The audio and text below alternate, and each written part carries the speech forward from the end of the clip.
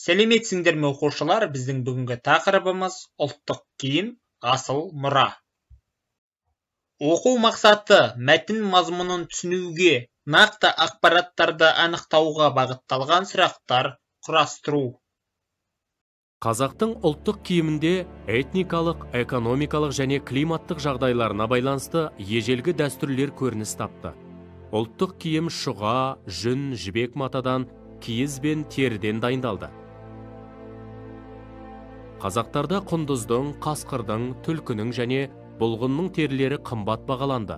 Терілерден сәнді тондар тігілді. Бағалы аң терісінен тігілген тон ішік деп аталды. Көктем мен күзде көбінесе аң терісімен жектелген дөңгелек бөрік киді. Қыз бөрігі салпыншақ және үкі қауырсындармен безендірілді. Қысқы бас киім тымақ деп аталды. Әйел бас киімдерінің ішіндегі ең құндысы сәукеле болды. Сәбие дүниеге келісімен жас келіншек ақ матадан тігілген кимешек киді. Ер адамның етігі салтатпен жүруге қолайлы болу үшін қонышы тізеден жоғары, ыңғайлы етіліп тігілді. Әйел аяқ киімі әдемі ою өрнегімен ерекшеленді. Қазақ халқының ұлттық киімдері ерекше сәнді де сапалы болған. Ең әдемі киім өз ұлтыңның киімі деп тегіне айтылмаса керек.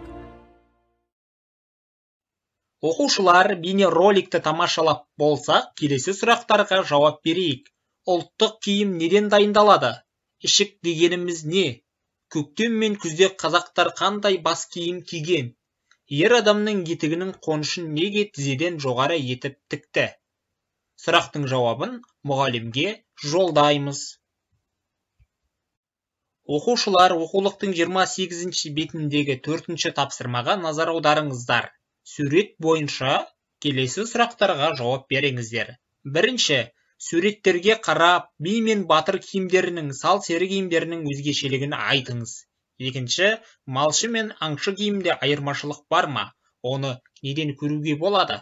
Түсіндіріңіз. Сабақ тапсырмаларын орындап болсаңыз, оқу тапсырмасына құлақ түріңіз. Оқулықтың 29 бетіндегі 6-шы тапсырмаға назар аударыңыз.